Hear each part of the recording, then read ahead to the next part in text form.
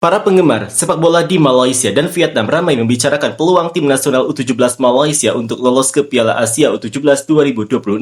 Sebagian besar dari mereka skeptis, bahkan cenderung pesimis. Komentar seperti hanya juara grup yang layak, tapi saya tidak menaruh harapan karena pemain-pemain ini dilebih-lebihkan dan apakah hanya layak jadi juara grup saja menunjukkan keraguan terhadap kemampuan tim. Beberapa warganet Malaysia juga menganggap tim U17 Vietnam sangat kuat dan merasa mustahil bagi Malaysia untuk bersaing, terutama jika harus berada di satu grup dengan Vietnam dan Singapura.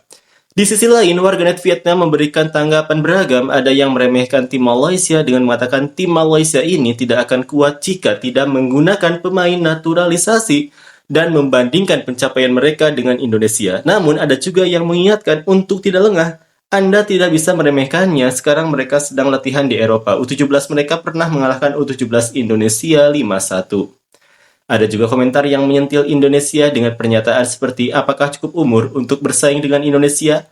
Orang-orang sudah sampai Mars, dan Indonesia di mana? Komentar-komentar ini mencerminkan rivalitas dan tensi yang tinggi di antara penggemar sepak bola Asia Tenggara. Seperti inilah komentar fans Malaysia dan Vietnam. Hanya juara grup yang layak, tapi saya tidak meletakkan harapan karena pemain AMD dan CDT dilebih-lebihkan. Mereka terlihat kuat di Malaysia, tapi kenyataannya ketika melawan tim luar, permainan mereka berantakan meskipun semua pelatih berasal dari CDT. Mendukung pemain lokal main. Nanti akan sama seperti U23 juga, semoga tidak seperti itu. Jika masih buruk juga, carilah pemain-pemain Arab yang kekar dan kuat lari yang punya hubungan dengan Malaysia atau anak-anak Arab yang menikah dengan orang Malaysia. Harap anak lokal U16 power. Apakah hanya yang lolos jadi juara grup saja? Astaga, tim U17 Vietnam sangat kuat ya. Giliran timnas U17 Malaysia untuk lolos ke Piala Asia U17 2026 hanya sebagai juara grup saja. Apakah pada usia ini ada pemain naturalisasi? Indonesia di mana?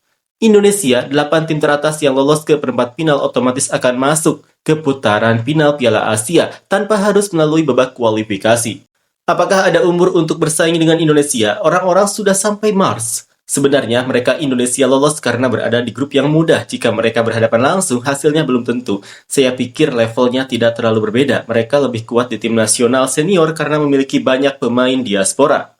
Dia bilang tidak cukup umur untuk bersaing dengan Indonesia, tapi katanya tidak ada yang bilang siapa yang lebih kuat. Naturalisasi 15 pemain itu berbeda dengan naturalisasi 1 atau 2 pemain kawan. Indonesia tidak bisa menjadi lebih kuat jika hanya menggunakan kurang dari 4 pemain naturalisasi. Kalian pernah mengalahkan Vietnam dengan 7 atau 9 pemain naturalisasi. Jika dilihat dari sepak bola lokal, Indonesia tidak lebih kuat dari Vietnam. Mereka Indonesia sudah lolos ke Piala Dunia U17, jadi mereka otomatis masuk ke babak selanjutnya. Memalukan sekali, tidak tahu apa-apa, tapi malah mengejek. Saya tidak mengerti mengapa Konfederasi Sepak Bola Asia (AFC) mengatur begitu banyak tim dalam satu grup selama 9 hari dan memaksa mereka memainkan 5 pertandingan fisik. Karena hanya mengambil 7 tim, jadi hanya ada 7 grup saja, makanya harus memasukkan 6 tim ke dalam satu grup. Vietnam, Malaysia, dan Singapura bersaing di grup yang sama. Apakah Malaysia bisa lolos ke babak selanjutnya? Mustahil. Di mana nih tim Indonesia? Tim Malaysia ini tidak akan kuat jika tidak menggunakan pemain naturalisasi, kawan. Tenang saja. Anda tidak bisa meremehkannya. Sekarang mereka sedang latihan di Eropa. Tim U17 mereka pernah mengalahkan Indonesia U17 5-1 di babak kualifikasi dan langsung menyingkirkan Indonesia. Tim U17 tidak boleh lengah. Semua mengambil 2 tim teratas. Sementara 2 tim tersisa diambil dari peringkat ketiga terbaik, khususnya untuk grup dengan 6 tim. Poin dari tim peringkat terakhir tidak dihitung. Hanya diambil 1 tim juara grup saja ya. Tim yang lolos Piala Dunia U17 kemarin akan langsung ikut putaran final Piala Asia 17 tahun depan. Ini babak kualifikasi, ini bukan babak final. Jadi tidak ada istilah peringkat ketiga terbaik di sini. Tahun ini hanya diambil 1 tim juara grup saja.